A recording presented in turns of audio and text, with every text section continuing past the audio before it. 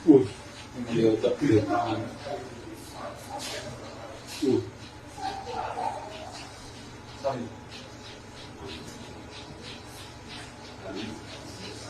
Dia siapa yang? Terus tu bacaan nggak bro? Siapa?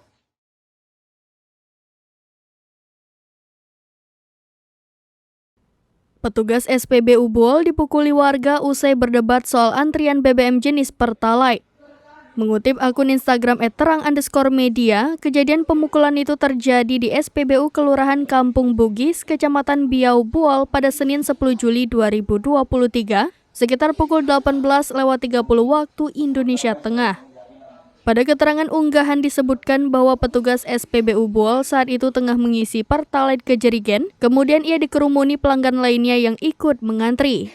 Tampak dalam video situasi semakin lama semakin ramai lantaran antrian yang tak kunjung maju karena proses pengisian Pertalite ke jerigen cukup lama. Tak hanya satu, bahkan tampak ada beberapa jerigen lainnya yang belum diisi oleh petugas. Diduga tidak terima karena antrian mereka diserobot, pelanggan lainnya menggunakan kendaraan pun mulai protes. Awalnya, seorang pria paruh baya berbadan besar dengan menggunakan topi tampak melayangkan protes kepada petugas SPBU, kemudian diikuti pelanggan lainnya. Dari gestur tubuh pria bertopi itu tampak awalnya ia berbicara baik-baik. Namun ketika pria bertopi itu menepuk-nepuk pundak petugas SPBU, tak disangka petugas SPBU melayangkan tamparan ke pria bertopi itu.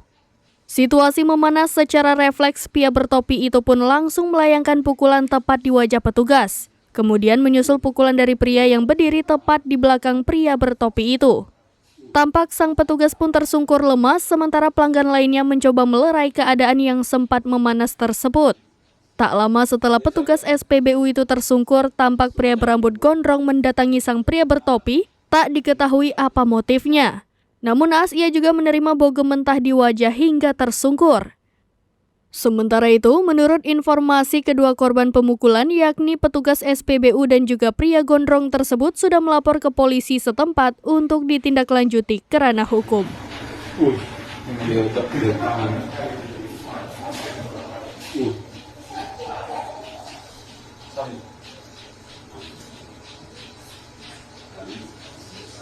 Dia siapa yang?